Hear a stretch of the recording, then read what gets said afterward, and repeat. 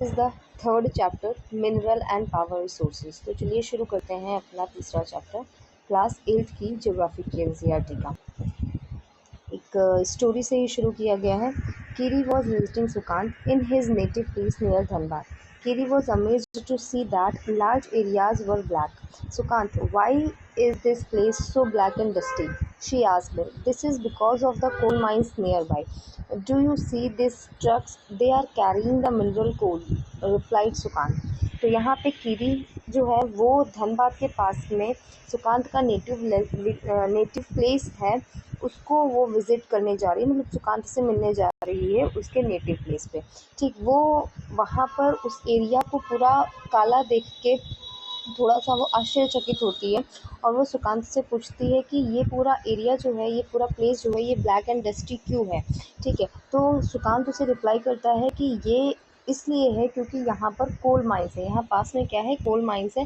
फिर वो कहता है क्या तुमने इन ट्रक्स को देखा है, क्या तुम इन ट्रक्स को देख रही हो?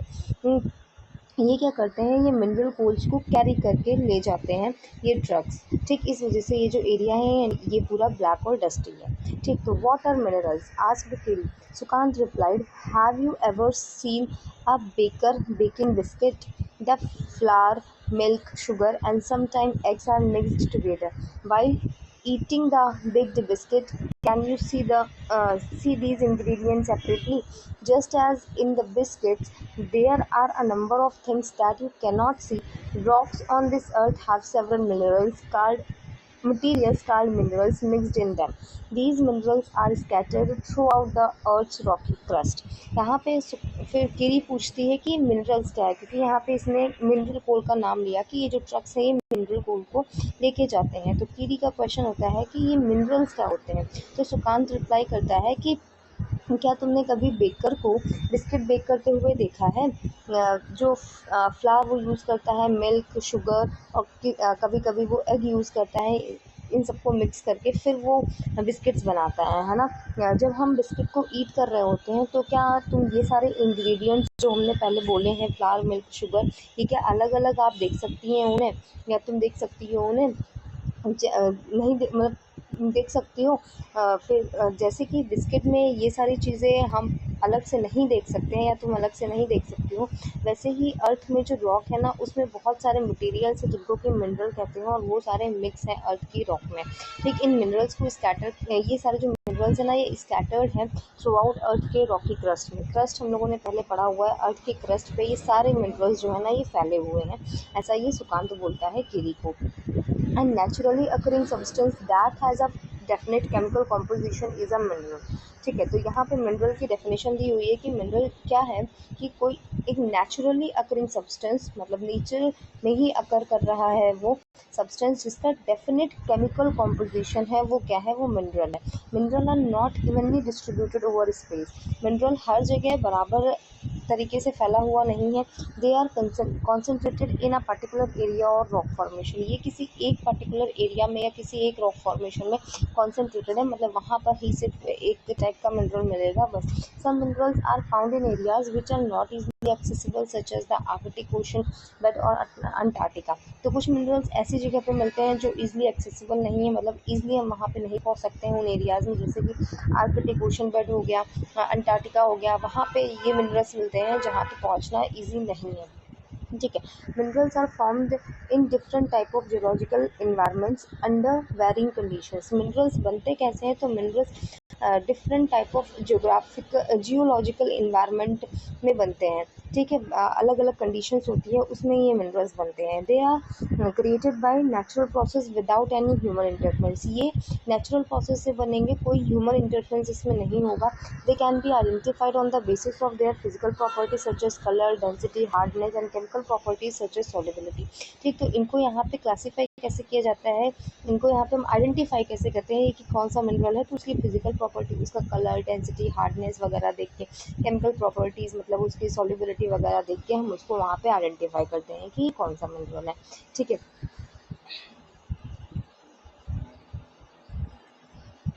ठीक है, जैसे यहाँ पे तुमने बोला है कि salt in your food and graphite in your pencil are also minerals. तो यहाँ पे साल्ट और ग्रेफाइट ये दोनों भी मिनरल्स हैं। ठीक है, अब आते हैं टाइप ऑफ मिनरल्स पे। तो there are over 3000 different minerals. क्या बोल रहे हो कि लगभग 3000 different type of minerals exist करते हैं यहाँ पर। On the basis of composition minerals are classified mainly as metallic and non metallic materials. तो यहाँ पे कॉम्पोजिशन के बेसिस पे इन्होंने मिनरल्स को दो कैटेगरी में क्लासीफाई किया हुआ है, मेटेलिक और नॉन मेटेलिक। जिसमें मेटल होगा वो मेटेलिक मिनरल होगा, जिसमें मेटल नहीं होगा वो नॉन मेटेलिक मिनरल होगा। ठीक है, मेटेलिक मिनरल फिर से क्लासीफाई किए जाते हैं फेरस और नॉन फेरस में। फेरस मतलब आयरन। ठीक, तो पहले पढ़ते हैं metallic minerals. Metallic minerals contain metal इन रॉ फॉर्म। ठीक, तो मेटेलिक मिनरल में क्या होगा कि उनके रॉ फॉर्म में मेटल होगा। ठीक है, metals are hard substances that conduct heat and electricity and have characteristic lustre और शाइन। तो यहाँ मेटल्स जो होते हैं ना, ये हार्ड सब्सटेंस होते हैं और इसमें ना हीट और इलेक्ट्रिसिटी होती है। ये हीट और इलेक्ट्रिसिटी कंडक्ट करते हैं और इनका जो कैरेक्टरिस्टिक है ना, वो मतलब शाइन करेगा, एक कैरेक्टरिस्टिक लस्टर और शाइन होगा इसमें। ठीक, जैसे आयरन और बॉक्साइट, मैग्नीज और ये सारे एग्जांपल्स हैं मेटेलिक मिनरल्स के। ठीक, मेटेलिक मिनरल में भी फेरस और नॉन फेरस, मतलब मेटेलिक मिनरल को फेरस और नॉन फेरस कह सकते हैं। फेरस मिनरल्स कौन से होते हैं? लाइक आयरन और manganese and chromite contain iron. मतलब जिन मेटेलिक मिनरल्स में आयरन होगा वो जो मेटेलिक मिनरल्स हैं उनको फेरस मिनरल्स बोलेंगे। और non ferrous mineral does not contain iron but may contain some other metal such as gold, silver, copper और लेड। और दूसरे मेटेलिक मिनरल्स जिसमें कि आयरन का कंटेंट नहीं है, मतलब आयरन उसमें कंटेन नहीं करता है, लेकिन और दूसरे मेटल्स हैं उसमें, जैसे कि गोल्ड, सिल्वर, कॉपर, लेड, ये सारे हो गए, ये सारे नॉन मेटेलिक मिनरल्स हो गए क्योंकि इसमें आयरन कंटेन नहीं करता। लेकिन अगर बात करें मैग्नीज की, क्रोमाइट की, आयरन ओर की, तो उसमें आयरन है, इसलिए इसको हम फेरस मिनरल्स बोलेंगे।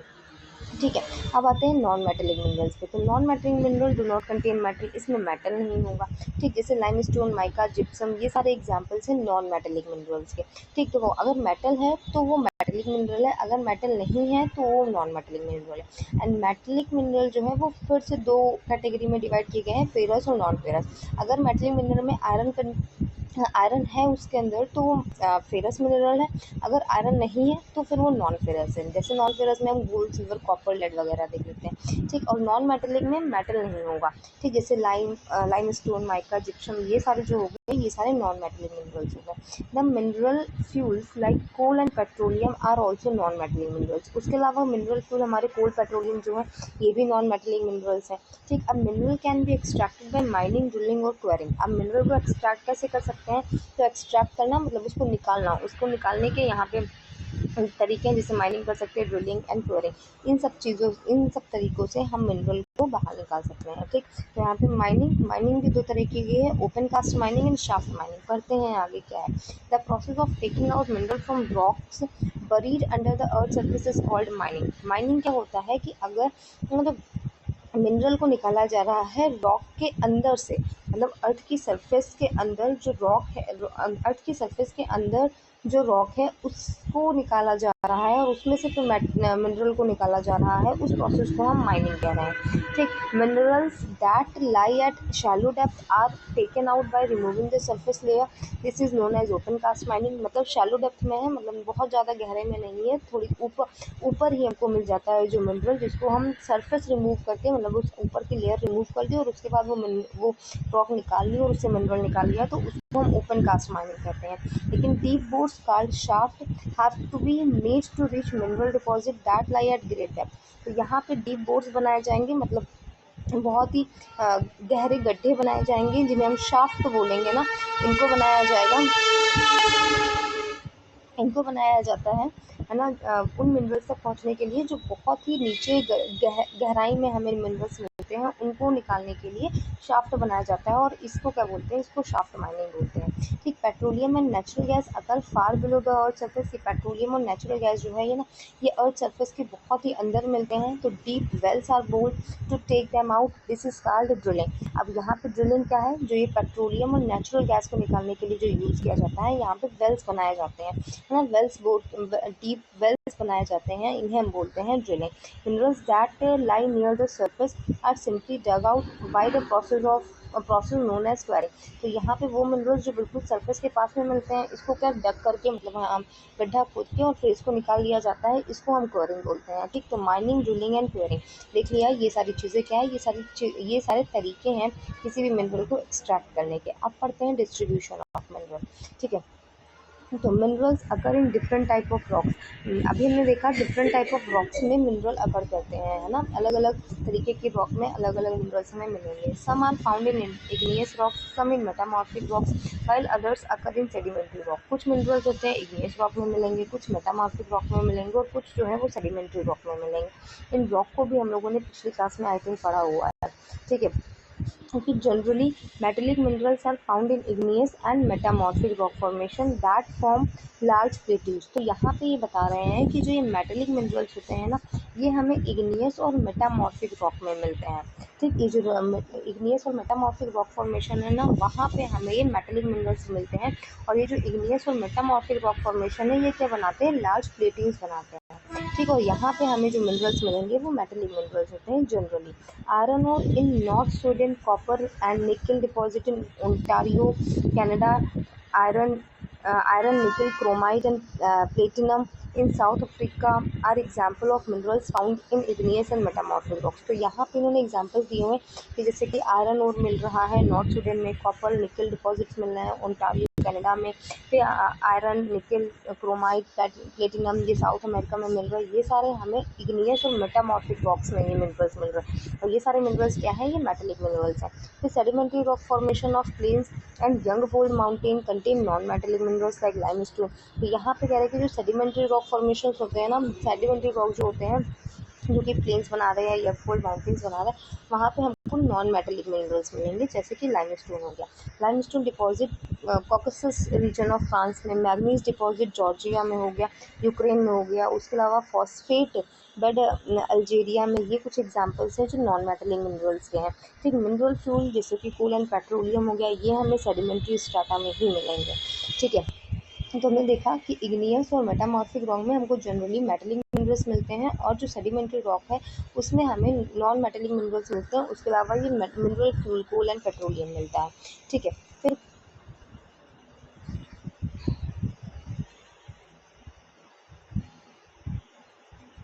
ओके, यहाँ पे एक इन्होंने दिया हुआ है कि अगर you can always tell if a rock contain copper because then the rock look blue in colour. मतलब अगर रॉक ब्लू कलर में है, अगर रॉक का कलर ब्लू है मतलब उसके अंदर कॉपर है, ठीक। तो आप कह सकते हो कि हाँ इसके अंदर कॉपर है। अब आते हैं एशिया में, क्योंकि हम डिस्ट्रीब्यूशन पढ़ रहे हैं, तो देखते हैं एशिया में क्या क्या है, ठीक। China and India have large iron ore deposit. तो चाइना और इंडिया में आयरन ओर डिपॉजिट्स, अच्छे खासे आयरन ओर डिपॉजिट्स हैं। तो ये एशिया कॉन्टिनेंट है, ये वर्ल्ड का आधे से ज़्यादा टिन प्रोड्यूस करता है। ये हमारा जो एशिया कॉन्टिनेंट है इसकी बात कर रहे हैं, टिन की बात कर रहे हैं कि टिन वर्ल्ड में आधे से ज़्यादा एशिया जो है वो एशिया यहाँ पे प्रोड्यूस करता है। चाइना, मलेशिया, इंडोनेशिया, ये जो है ये टिन प्रोड्यूसर्स है, ये वर्ल्ड के लीडिंग टिन प्रोड्यूसर्स हैं हमारे, China, Malaysia, Indonesia. China also lead करता है in the production of lead, antimony and tungsten में, है ना। उसके अलावा यहाँ पे Asia also has deposit of manganese, bauxite, nickel, zinc and copper. मतलब एशिया में ये manganese, bauxite, nickel, zinc, copper इन सब के भी डिपॉजिट्स मिलते हैं।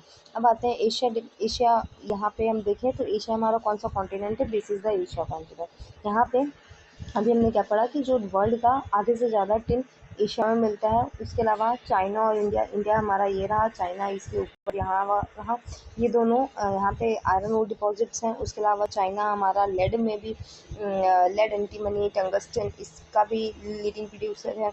उसके अलावा हम देखें तो एशिया में हमारे मैग्नीज, बॉक्साइड, निकल, जिंक और कॉपर भी मिलता है, ठीक। अब आते हैं यूरोप में। Europe is the leading producer of iron ore in the world. देखो इंडिया चाइना में आयरन ओर के डिपॉजिट्स तो मिलते हैं अच्छे खासे, लेकिन आयरन ओर का लीडिंग प्रोड्यूसर कौन है, तो वो यूरोप है, ठीक है। Countries with large deposit of iron ore, जहाँ पे सबसे ज़्यादा आयरन ओर मिलता है वो रशिया है, यूक्रेन, स्वीडन, फ्रांस। यहाँ पे सबसे ज़्यादा मतलब लार्ज डिपॉजिट्स मिलते हैं आयरन ओर के।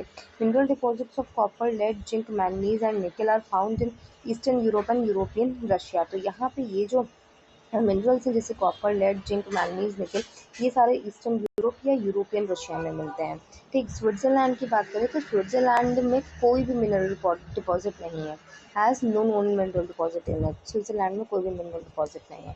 अब आते हैं नॉर्थ अमेरिका, यूरोप तो पता ना, यूरोप ये रहा हमारा, सॉरी ये नहीं, एक second, this part is Europe, है ना। फिर आते हैं नॉर्थ अमेरिका में। North America, this is the north America. तो the mineral deposit in North America are located in 3 zones: the Canadian region, north of the Great Lakes, Appalachian region and the mountain range of the west। ठीक, तो यहाँ क्या बोल रहे हैं कि जो अमेरिका में मिनरल डिपॉजिट्स है ना, वो तीन जोन में है। पहला जोन जो है वो कनेडियन रीजन है, नॉर्थ की जो नॉर्थ ये हमारी ग्रेट लेक्स है, इसके ऊपर जो कनाडा वाला रीजन है वो। दूसरा जो है वो अपलाचियन रीजन हो गया, है ना, ये अपलाचियन रीजन हो गया। और यहाँ पे ये हमारे माउंटेनियस रेंज हो गई। यहाँ पे बताइए यहाँ पे कौन सी माउंटेन रेंज है हमारी नॉर्थ अमेरिका में, है ना, वेस्ट में। ये जो यहाँ पे माउंटेन रेंज है कौन सी है? आयरन और nickel, gold, uranium and copper are mined in the Canadian shield region. तो यहाँ पे जो कैनेडियन शील्ड रीजन है ना, वहाँ पे क्या मिलता है? वहाँ पे आयरन और निकल, गोल्ड, यूरेनियम, कॉपर, ये सारी चीज़ें मिलती है। कोल जो है वो अपलाचियन रीजन में मिलता है। उसके अलावा हम देखें तो जो वेस्टर्न कॉर्डिलरा है, वहाँ पे हमें copper, lead, zinc, gold and silver मिलता है। मतलब यहाँ पे जो माउंटेनियस रीजन है उसकी बात कर रहे हैं, वहाँ पे ये सारे डिपॉजिट्स मिलते हैं। फिर आ जाते हैं अपने आगे साउथ अमेरिका में। साउथ अमेरिका क्या हो गया? ये वाला कॉन्टिनेंट। ठीक, इसमें देखें तो ब्राज़ील जो है वो लार्जेस्ट प्रोड्यूसर है हाई ग्रेड आयरन ओर का इन द वर्ल्ड। ठीक, तो देखो हमने पढ़ा था कि यूरोप जो है वो लार्जेस्ट प्रोड्यूसर है आयरन ओर का, लेकिन हाई ग्रेड आयरन ओर का लार्जेस्ट प्रोड्यूसर कौन है वर्ल्ड में? वो है ब्राज़ील। ठीक, फिर चिली एंड पेरू की बात करें तो वो लीडिंग प्रोड्यूसर है किसके? कॉपर के। ब्राज़ील एंड बोलिविया जो है वो among the world largest producer है टिन के। ये south America has also has large deposits of gold, silver, zinc. तो यहाँ पे साउथ अमेरिका में इसके भी लार्ज डिपॉजिट्स है किसके? गोल्ड, सिल्वर, जिंक, क्रोमियम हो गया, manganese, bauxite, mica, platinum, asbestos and diamond, इन सब के भी लार्ज डिपॉजिट्स साउथ अमेरिका में मिलते हैं। Mineral oil is found in Venezuela, Argentina, Chile, Peru, Colombia, इन सब कंट्रीज़ में मिनरल ऑयल मिलता है। मतलब साउथ अमेरिका बहुत ही ज़्यादा मिनरल रिच कंट्री है, मिनरल रिच कॉन्टिनेंट है। ठीक, यहाँ पे बहुत अच्छे खासे मिनरल्स हमें मिल जाते हैं। फिर आते हैं अफ्रीका कॉन्टिनेंट में। तो Africa is rich in mineral resources. Africa उससे ज़्यादा रिच है मिनरल रिसोर्सेज में। ये रहा हमारा अफ्रीका कॉन्टिनेंट। ठीक है, इसकी बात करते हैं हम। तो ये जो अफ्रीका है ये वर्ल्ड का लार्जेस्ट प्रोड्यूसर है डायमंड, गोल्ड एंड प्लेटिनम। यहाँ प्रीसियस हमें रिसोर्सेज मिल रहे हैं जैसे डायमंड, गोल्ड, प्लेटिनम। इसका लार्जेस्ट प्रोड्यूसर है अफ्रीका। ठीक, साउथ अमेरिका, जिम्बाब्वे एंड जो ज़ारे प्रोड्यूस करता है लार्ज पोर्शन ऑफ वर्ल्ड का गोल्ड। वर्ल्ड के गोल्ड का एक लार्ज पोर्शन ये सारी कंट्रीज़ जो हैं जैसे साउथ अफ्रीका, जिम्बाब्वे एंड ज़ारे, ये प्रोड्यूस करते हैं। ठीक, अदर मिनरल जो फाउंड करते हैं अफ्रीका में वो कॉपर, आयरन और क्रोमियम, यूरेनियम, कोबाल्ट, बॉक्साइट भी हो गए। ऑयल हमें नाइजीरिया, लीबिया, अंगोला में मिलता है। ठीक, अब आते हैं ऑस्ट्रेलिया पर। तो ऑस्ट्रेलिया जो है वो लार्जेस्ट प्रोड्यूसर है बॉक्साइट का वर्ल्ड में। ठीक है, सबसे ज़्यादा ऑस्ट्रेलिया में बॉक्साइट प्रोड्यूस होता है। ठीक, एंड ये लीडिंग प्रोड्यूसर है गोल्ड, डायमंड, आयरन और टिन एंड निकल का भी। ठीक, उसके अलावा ये रिच है copper, lead, zinc and manganese में भी। यहाँ की कालगोली एंड कूलगार्डी एरिया जो है वेस्टर्न ऑस्ट्रेलिया का, वहाँ पे गोल्ड के लार्जेस्ट डिपॉजिट्स मिलते हैं। ठीक, अब आ जाते हैं अंटार्कटिका कॉन्टिनेंट में। ऑस्ट्रेलिया कॉन्टिनेंट तो पता है ना आप लोगों को, ये रहा ऑस्ट्रेलिया कॉन्टिनेंट। उसके अलावा अब आ जाते हैं अंटार्कटिका कॉन्टिनेंट पे अपने। ठीक, तो अंटार्कटिका द जो जियोलॉजी है अंटार्कटिका की वो sufficiently well known to predict the existence of a variety of mineral deposits some probably large. मतलब यहाँ बोल रहे हैं जो अंटार्कटिका की जियोलॉजी है ना, वो सफिशिएंटली वेल नोन, मतलब हम प्रिडिक्ट कर सकते हैं कि यहाँ पे मिनरल डिपॉजिट्स तो हैं। Sufficient size of deposits of coal in the trans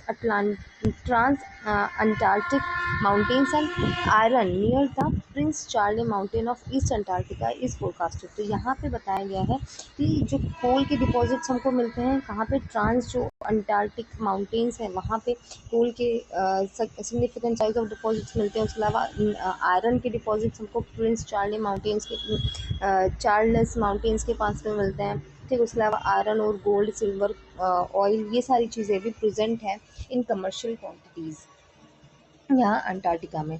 ठीक, अब आते हैं हम ओके यहाँ पे ये भी पढ़ लेते हैं कि जो ग्रीन डायमंड होता है वो रेयरेस्ट डायमंड है और oldest rock in the world are in Western Australia.